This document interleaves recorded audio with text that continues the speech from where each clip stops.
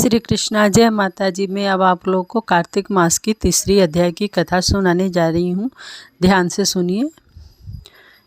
आद्याशक्ति astrology के माध्यम से तिथियों में एकादशी और ये कार्तिक मास में है ये प्रिय, क्योंकि आपको सुनने की है आस। सत्यभामा ने पूछा, हे भगवान, आपने कहा कि मैं काल स्वरूप हूँ, आपके लिए काल के सभी भाग्य समान हैं, तब भी यह कार्तिक मास ही आप क्यों श्रेष्ठ बताते हो? हे नाथ, मुझे यह जानने की इच्छा है सब तिथियों में एकादशी और महीने में कार्तिक का महीना ही आपको क्यों प्रिय है? श्री कृष्ण बोले, हे कांते, तुमने यह अच्छा प्रश्न किया है। इस संबंध में तुम्हें वेन के पुत्र पृथ्वी और महर्षि नारद का संवाद सुनाता हूँ। नारद जी ने कार्तिक मास की श्रेष्ठता बताते हुए कहा, पहले सागर का पुत्र शंख नामक राक्षस त्रिलोकी के मथने में समर्थ न हुआ।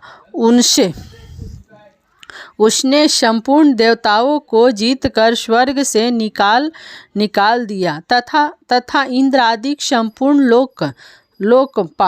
लोकपालों के अधिकार अपने हाथ में ले लिया। शंखचूड़ ने विचार किया, मैंने देवताओं को जीत तो लिया है, तो भी वे बलवान मालूम होते हैं। वे सब वेद मंत्रों से युक्त हैं। उनके वेद मंत्रों का हरण करने से वे सब बलहीन हो जाएंगे। ऐसे विचार के साथ वह असुर विष्णु भगवान को नींद में ग्रस्त देख स्वयंभू ब्रह्मा जी के लोक में जा पहुंचा और वहां से वेदों को निकाल कर चलने को तत्पर हुआ। उसके भय के मारे यह यज्ञ के मंत्र अपने बीजों समेत जल में प्रवेश कर गए। यह देख शंखासुर भी उन्हें ढूंढता हुआ समुद्र के भीतर विचरने लगा, परंतु वे वेद कहीं भी प्राप्त न हुए। पीछे से ब्रह्मा जी सब देवताओं को संग ले और पूजा की सामग्री एकत्रित कर वैकुंठ में विष्णु भगवान के शरण में गए और वहां उनके जगाने के नियमित सब देवता स्तुति गाने लगे। उनकी भक्ति से संतुष्ट होकर भगवान ने नेत्र खोले।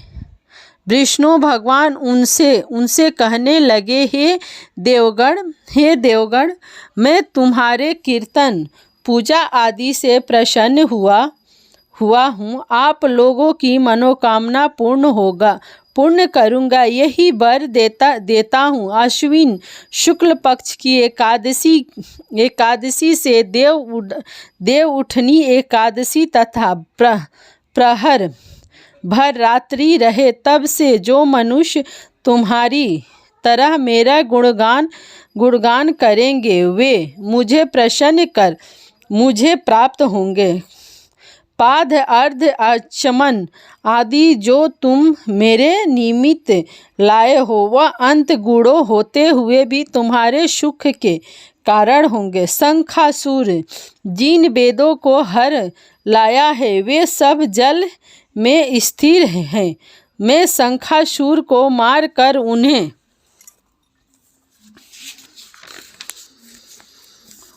लाऊंगा। अब से बीज मंत्र समेत सब वेद प्रतिवर्ष कार्तिक के महीने में सदा जल में निवास करेंगे। मैं सत्य रूप धारण कर जल में जाता हूँ।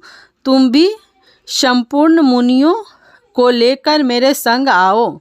इस लोक में जो अच्छे अच्छे मनुष्य प्रातःकाल स्नान करते हैं, वे निश्चय संज्ञात स्थान के फल को प्राप्त होते हैं। जो कार्तिक में सदा स्नान करते हैं, उनको हे इंद्र तुम मेरे लोक में पहुंचा दिया करना। हे यम तुम सदा उनकी विघ्नों से रक्षा करना। और हे वरुण तुम उनको पुत्र पौत्र आदि देते रहना। और हे कुबेर तुम उनकी धन वृद्धि करो। हे देवताओं आज्ञा तुमने मुझे एकादशी को जगाया है, इसीलिए यह तिथि सदा नहाने योग्य है। यह मेरे लिए प्यारी है। हे देवगणों भली भांति से किए जाने पर यह दोनों व्रत मनुष्य को मेरे समीप प्राप्त कराते हैं। यह सत्य जानो कि इनके समान कोई व्रत नहीं है। जय श्री कृष्णा, जय माता जी, राधे राधे। अब मिलते हैं चौथे अध्याय की कथा में।